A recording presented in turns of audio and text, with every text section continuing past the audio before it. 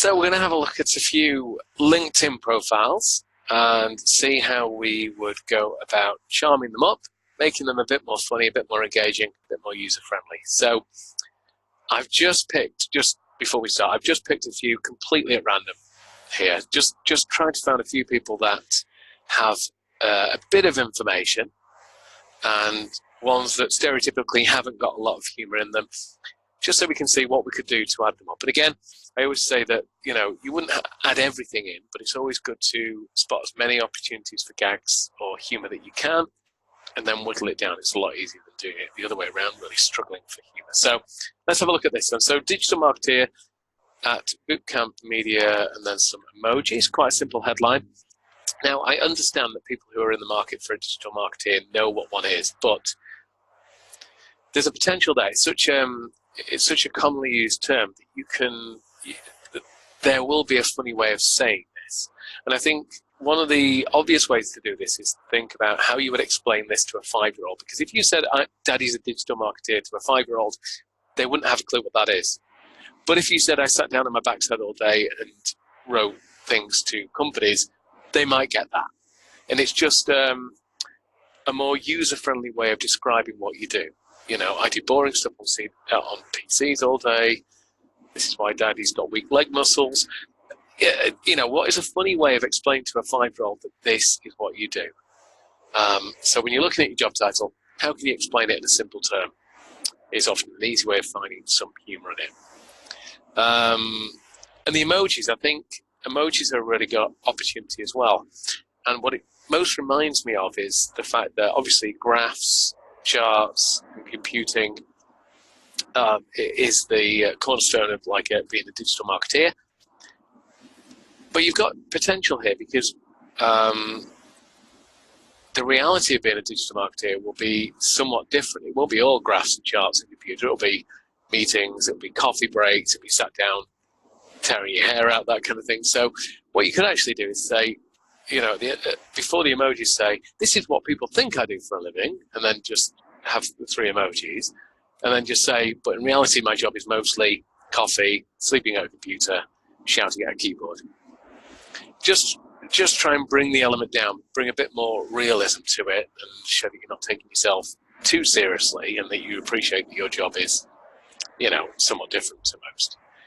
So that would be a great thing for the headline, just to get somebody's attention. Change the job title to something that is describes really what you do. You know, if you're explaining to a child, what do you do? I make companies more popular, or I get them attention. And then how do I do it? I do it with charts, graphs, things, but mostly coffee, sleeping at a computer all day, and screen. So let's move on to this. So currently I'm working as a digital marketeer. But again, actually, you know what?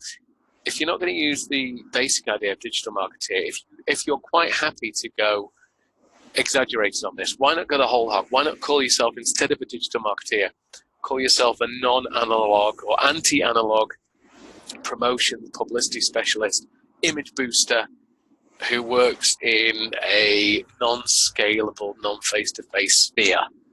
You know, really go to the extreme with this. If you were self-aggrandizing, very ego, how would you describe digital marketing? If you want it to sound as pretentious as possible, what would you call yourself?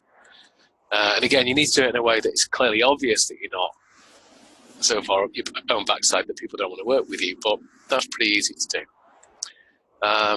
So we've got, which I enjoy a lot. Every day is a new challenge.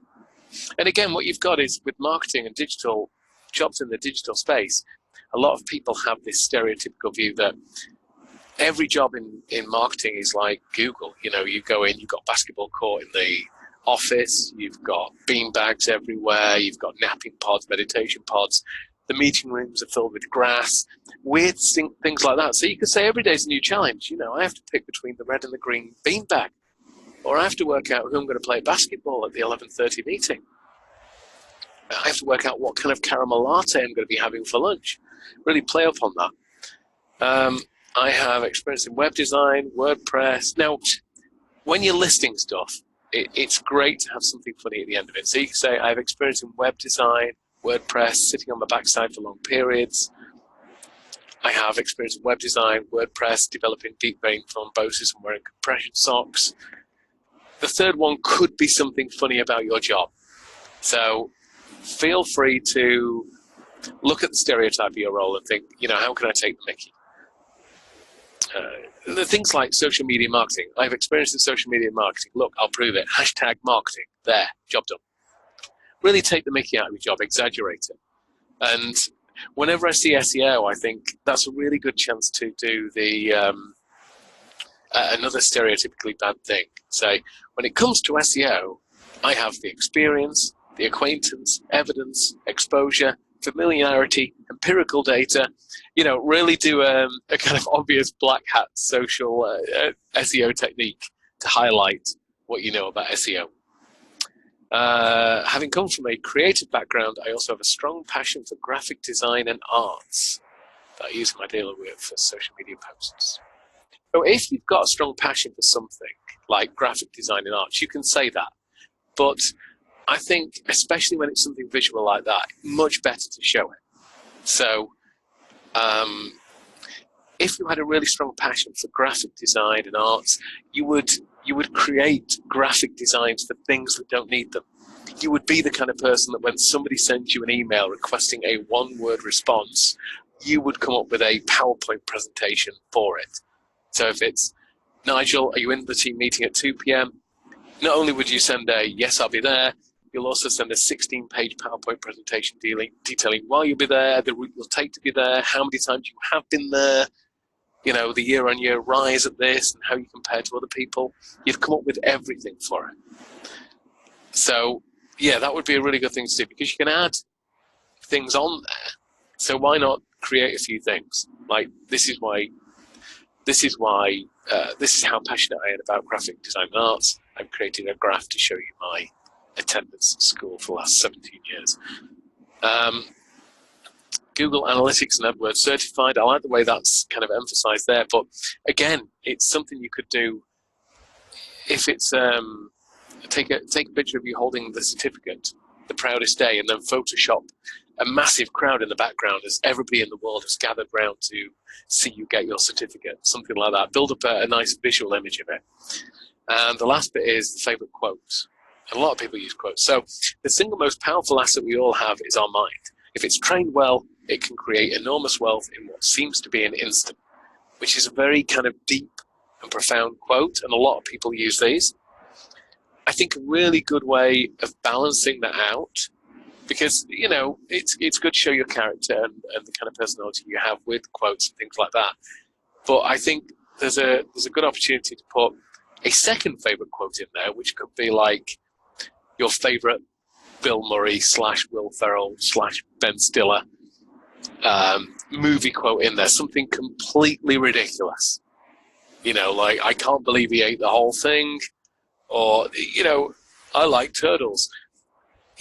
So really balance the depth and the profundity of the first quote with something silly and nonsensical for the second, just to convey the fact that the first one still hits home. They still know that's what you believe, but the second quote kind of brings you back to a base where they go, I can deal with this guy. He's going to be good. He's got the deep and profound stuff, but he's not going to take himself that too seriously. The other thing you can do with quotes is put quotes about your own work in there. So here are 3 quotes from people I've worked with, from past clients. I've made one of them up. Feel free to guess which one it is, and then turn it into a bit of a competition. So you're getting across the fact that you do great work by including client testimonials, but you're also getting across a bit of humor by being able to make up one that sounds completely silly. So you could have Madonna say it. You could have Madonna say that you're the greatest person in the world, and that's the silly made-up one. So there's a lot of potential in quotes and things like that. So that's just a quick example of what I would do to something like this. Have a look at the headline. How can you make it a bit more simple?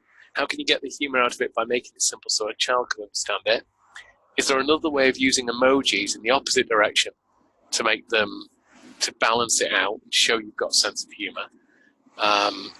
And using some meta elements like SEO, using different words to describe SEO to show that you're aware of techniques in it, and then proving your graphic design and art skills by graphicking things up that aren't really relevant. But yeah, hopefully you found it useful, and we'll do another one in a bit.